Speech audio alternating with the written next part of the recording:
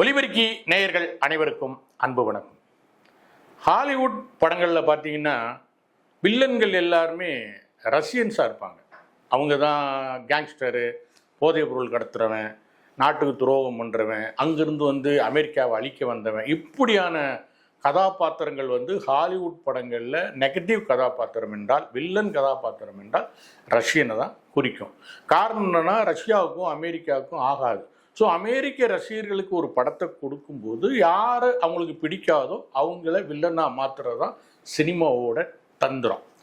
அப்படி இந்திய படங்களில் யார் நெகட்டிவ் ரோல், யார் வில்லன்களாக சித்தரிக்கப்படுவாங்கன்னா காஷ்மீர் முஸ்லீம்கள் அல்லது பாகிஸ்தானியர்கள். இந்த இராணுவ படங்கள் தனி, அதில் இந்தியா பாகிஸ்தான் சண்டை இருக்குது, இப்போ சமயத்தில் நடந்த சண்டைகள்லாம் இருக்குது. அது எடுக்கும்போது கூட நீங்கள் பாகிஸ்தான் இராணுவ வீரர்கள், பாகிஸ்தான் தளபதி, பாகிஸ்தான் எதிரின்னு வச்சுக்கிட்டா கூட பிரச்சனை இல்லை. ஆனால் சாதாரண சமூக படங்களில் கூட வில்லன்கள் யாருன்னு பார்த்தீங்கன்னா, ஒன்று பாகிஸ்தானி முஸ்லீமாக இருப்பான், இல்லைன்னா காஷ்மீரி முஸ்லீமாக இருப்பான். இப்படியான படங்கள் வந்து இந்தியில் வந்துக்கிட்டு தொடர்ச்சியாக வந்துக்கிட்டு இருந்தது. தமிழ்நாட்டிலையுமே விஜயகாந்த் ஆரம்பித்து வச்சது எதிரினா பாகிஸ்தான்காரன் அழிக்கணும், பாகிஸ்தான் முஸ்லீமாக அழிக்கணும்னு எப்படி விஜயகாந்த் அவருடைய படங்கள் ஆரம்பித்து வச்சு இன்றைக்கி கமலஹாசன் வரைக்கும் அந்த டோனில் தான் படம் எடுத்துக்கிட்டு இருக்காங்க. இப்போ சமீப காலமாக, அதாவது வந்து இலங்கையில் நடந்த உள்நாட்டு போர், ஈழ யுத்தத்துக்கு பிறகு ஈழத்தமிழர்களை, ஈழ போராளிகளை வில்லன்களாக சித்தரித்து நிறைய படங்கள் வந்து இப்போ பாலிவுட்டில் எடுத்துகிட்டு இருக்காங்க. அது பல படங்கள் வந்து நம்ம கண்ணுக்கு வர்றதில்லை. காரணம் என்னென்னா, இங்கு மொழி அப்படியான படங்கள் தமிழ்நாட்டுக்கு வருவதும் இல்லை. இங்குள்ள விநியோகஸ்தர்களோ தேட்டரர்களோ அதை திரையிட தயங்குவதால் இங்கே வர்றதில்லை. அது டப் செய்யப்படுவதும் இல்லை. இப்படி நிறைய படங்கள் வந்து ஈழத்தமிழர்களுக்கு எதிராக, ஈழ போராளிகளுக்கு எதிராக, ஈழத்தமிழர்களை, உலகெங்கும் வாழ்கிற ஈழத்தமிழர்களை வில்லன்களாக, அயோக்கியர்களாக, கொடும் தீவிரவாதிகளாக, பயங்கரவாதிகளாக சித்தரிக்கிற படங்கள் தொடர்ந்து பாலிவுட்டில் வந்துக்கிட்டே தான் இருக்குது. அப்படி சமீபத்தில் வந்த படம் தான் ஜாட். இந்த படம் கடந்த ஏப்ரல் மாதமே ரிலீஸ் ஆயிடுச்சு. அதனால தமிழ்நாட்டு மக்கள் யாருக்குமே இந்த படத்தை பற்றி தெரியாது. காரணம் என்னென்னா, அது தமிழ்நாட்டுக்கு வரவும் இல்லை, தமிழில் டப் செய்யப்படவும் இல்லை. அதனால் அது வடநாட்டோடு போயிடுச்சு. இந்த படத்தோட கதை என்னென்னா, இலங்கையில் ஆரம்பிக்குது. இப்போ வந்து இலங்கையில் ஈழ இறுதி யுத்தத்தில் போராளிகள் தோற்று இலங்கை இராணுவ வெற்றி பெறுது. இப்போ போராளிகள் வாழ்ந்த பகுதிகள், இருந்த பகுதிகள் எல்லாமே இராணுவ, அதாவது சிங்கள இராணுவ கட்டுப்பாட்டில் இருக்குது. அங்கே வந்து ஏதாவது இலங்கை புலிகள் ஏதாவது பணம் அல்லது தங்கம் எங்கேயாவது வச்சுருப்பாங்களா அப்படின்னு தோண்டி பார்க்கறதுக்காக சில வேலையாட்களை வந்து சிங்கள இராணுவம் நியமிச்சிருக்கு. அவங்க அதில் 2 பேர், அதுதான் வந்து ரந்தீப் கோடா, அதாவது வில்லன், இந்த படத்தோட வில்லன். அவரும் அவருடைய நண்பர்களும் அந்த பள்ளம் தோன்ற பகுதியில் ஈடுபடுறாங்க. அப்போ வந்து புலிகள் பதுக்கி வச்சதாக சொல்லப்படுற பல கிலோ கணக்கில், அதாவது கிட்டத்தட்ட 100 கிலோ 200 கிலோ அளவில் இருக்கிற தங்க கட்டிகளை ஒரு இடத்துல கண்டுபிடிக்கிறாங்க. இப்போ கண்டுபிடிச்ச பிறகு என்ன பண்ணுறாங்கன்னா, 2 பேரும், அதாவது ரந்தீப் கோடாவும் மற்ற அவருடைய நண்பர்களும் சேர்ந்து அங்கே உள்ள இராணுவத்தை எதிர்த்து போரிட்டு சண்டை போட்டு இந்த தங்க கட்டிகளோட இந்தியாவுக்கு வந்துடுறாங்க. இந்தியாவில் வந்து ஆந்திர கரையோர எல்லையில் இறங்குறாங்க. அப்போ போலீஸ் அவங்கள பிடிக்குது. அப்போ அவங்க கொண்டு வந்த பல தங்க கட்டிகளில் ஒரு 2-3 தங்க கட்டியை வந்து அங்குள்ள போலீஸுக்கு கொடுத்து சரி கட்டி அவங்க இந்திய குடியுரிமை மக்களை இந்தியாவுக்குள்ளே நுழைஞ்சிடுறாங்க. இப்போ வில்லன் ரந்தீப் கோடா வந்து தன்னுடைய பெயர் ரணதுங்கா அப்படின்னு சொல்லிட்டு ஆந்திராவில் உள்ள மோட்டுப்பள்ளி அப்படிங்கிற கிராமத்தில் செட்டில் ஆகிறாரு தன் நண்பர்களோட. தன்னுக்கிட்ட இருந்த அந்த பல 100 கிலோ தங்கத்தை வச்சு தன்னுடைய ஆதிக்கத்தை செலுத்துறாரு. அங்கே ஒரு ரவுடி கும்பல்களை உருவாக்கி, ஒரு தனக்குன்னு ஒரு இராணுவத்தை உருவாக்கி தன்னுடைய தனி ராஜ்யமாக அவர் செயல்படுறாரு. இதற்கு அங்குள்ள எம்எல்ஏக்கள், எம்பிக்கள், அமைச்சர்கள், மத்திய அமைச்சர்கள் வரைக்கும் அவருக்கு நெட்வொர்க் விரிஞ்சு இருக்குது. தனி ராஜ்யத்தை வந்து அந்த மோட்டுப்பள்ளி கிராமத்தில் அவர் நடத்துகிறாரு.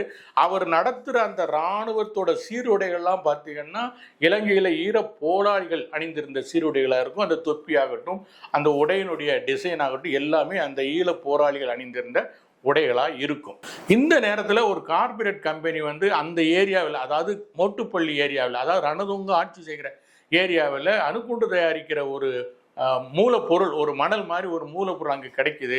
அங்கே உள்ள கிராம மக்கள் எல்லாம் காலி பண்ணி அந்த இடத்த நமக்கு கொடுத்துட்டா நாங்கள் அதை எடுக்கிறோம், உங்களுக்கு பல $1 மில்லியன் வந்து நாங்கள் தர்றோம் அப்படின்னு வந்து ஒரு ஒப்பந்தம் போடுறாங்க. அதுக்கு அமைச்சர், எம்பி, எம்எல்ஏ எல்லாம் சப்போர்ட் பண்ணி அந்த திட்டத்தை செயல்படுத்துறதுக்காக அங்குள்ள கிராம மக்களை ரொம்ப கொடூரமாக தாக்கி வெளியேற்றுறாங்க.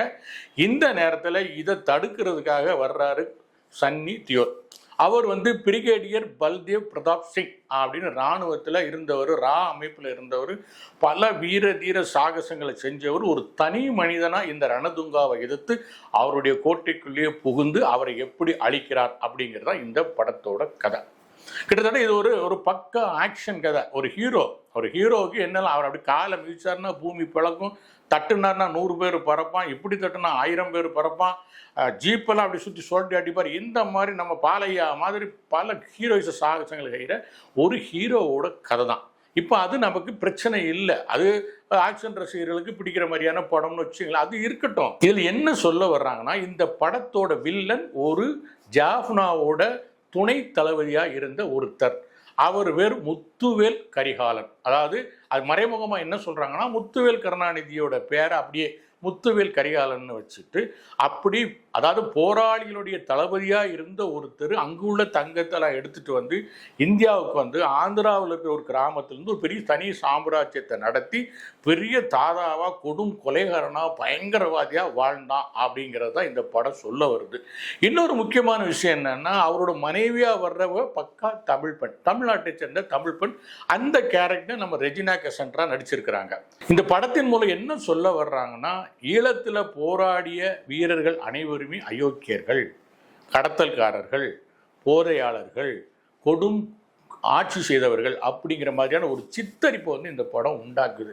ஏன் இந்த வில்லன் இன்னொரு நாட்டிலேருந்து பங்களாதேஷ்லேருந்து வரவனை வச்சான்னு, ஏன் ஒரு பர்மாவிலேருந்து வந்தவனை வச்சான்னு, ஏன் ஈழத்தமிழை வச்சுருக்காங்கன்னா, இப்போ பாலிவுட் சினிமாவோட ட்ரெண்டே தமிழர்களை வில்லனாக சித்தரிப்பது, ஈழத்தமிழர்களை கொடூரமானவர்களாக சித்தரிப்பது, குறிப்பாக போராளிகளை சித்தரிப்பது என்று முடிவெடுத்து இது போன்ற பல படங்கள் வருகிறது. அது நம்ம கண்ணுக்கே தெரியாமலே போயிடுது. இப்போ இந்த படம் சமீபத்தில் ஓடிடியில் ரிலீஸ் ஆகிருக்கு. அந்த படத்தை நான் பார்த்ததுனால அதுலேருந்து அந்த அதிர்ச்சியிலேருந்து மீளாமல் தான் இப்போ நான் உங்ககிட்ட பேசிகிட்டு இருக்கேன். இது எப்படி நம்ம தடுக்கிறதுன்னு தெரியல. ஏன்னா ஒரு நாடு என்ன நினைக்குதோ அதை தான் இப்போ சினிமா நினைக்குது. ஒரு அரசு அதிகாரத்தில் உள்ளவங்களுக்கு என்ன விரும்புகிறாங்களோ அதை சினிமா செஞ்சாதான் அந்த சினிமா எந்த சேதாரமும் இல்லாமல் ரிலீஸ் ஆகி தயாரிப்பாளருக்கு லாபத்தை கொடுக்கும். அப்படிங்கிறதுனால அரசு என்ன நினைக்குதோ, அரசு என்ன விரும்புதோ, அரசோட மன ஓட்டம் என்னவோ, அரசோட ஓட்டம் என்னவோ அதுக்கு ஏற்ற மாதிரியான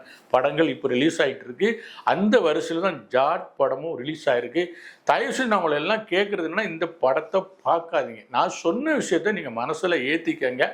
ஆனால் இந்த படத்தை பார்த்து அதுக்கு ஆதரவு தராதிங்க. நீங்கள் பார்க்க பார்க்க பார்க்க அவங்களுக்கு பணம் கொட்டிக்கிட்டே இருக்கும். இது போன்ற தவறான படங்களுக்கு, தமிழர்களை மோசமாக சித்தரிக்கிற படங்களுக்கு நம்ம என்றைக்குமே ஆதரவு தரக்கூடாது. வெளிநாட்டில் இருக்கிற தமிழர்கள் கூட ஒரு ஆர்வத்தில் ஏதோ ஒரு ஆக்ஷன் படம்னு பார்த்துருவீங்க. தயவு செய்து பார்க்காதீங்க. இது ஈழ போராளிகளை முழுக்க முழுக்க கயவர்களாக, அயோக்கியர்களாக சித்தரிக்கிறார்கள். நீ ஏன் அதையே ஈழ போராளிகள்னு சொல்லணும்? நீ அதை ஒரு வில்லன் அப்படிங்கிற மாதிரி எடுத்துக்கலாமே அப்படிங்கிற கேள்வி முன்வைக்கப்படலாம். இந்த படத்தோட கொடூர வில்லனோட பேர் முதல்ல ரணதுங்கா. ரணதுங்கா அப்படிங்கிறது சிங்கள பெயர். நம்ம எல்லாம் என்ன நினச்சிட்டு இருப்போம், சிங்களம் தான் வில்லம் போல்னு நினச்சிட்டு இருப்போம். கடைசியில் தான் தெரிய வரும் அவர் சிங்களர் இல்லை, இவர் தமிழர், அவர் பேர் முத்துவேல் கரிகாலன் அப்படின்னு சொல்லுவாங்க. இன்னொன்று, அவருடைய வில்லன் கோஷ்டியில் வர்ற எல்லா வீரர்களுமே, அந்த அடியாட்களுமே போராளிகள் அணிந்திருக்கிற சீருடைகளை அணிந்திருப்பாங்க. கடைசியாக வில்லன் தோக்குறான். எப்பவும் கதை அப்படி தானே, ஹீரோ தானே ஜெயிப்பார். வில்லன் தோக்கும்போது சயனைடை, தன் தோளில் தொங்குற சயனைடை எடுத்து சாப்பிட போவான். ஸோ இது எல்லாமே அடிப்படையாக வச்சு பார்க்கும்போது ஈர போராளிகளை மிக மோசமாக சித்தரிக்கிற ஒரு படமாக இந்த படம் வந்திருக்கு. இதை தயவுசெய்து பார்த்து ஆதரவு தராதீங்க, உணர்ந்துக்கங்க, தெரிஞ்சுக்கங்க அப்படிங்கிறதுக்காக தான் இந்த பதிவு. நன்றி நேயர்களே. உண்மையை பேசுவோம், அதை உறக்க பேசுவோம். இந்த நிகழ்ச்சி உங்களுக்கு பிடிச்சிருந்தா லைக் பண்ணுங்கள், ஷேர் பண்ணுங்கள், சப்ஸ்கிரைப் பண்ணுங்கள். நன்றி, வணக்கம்.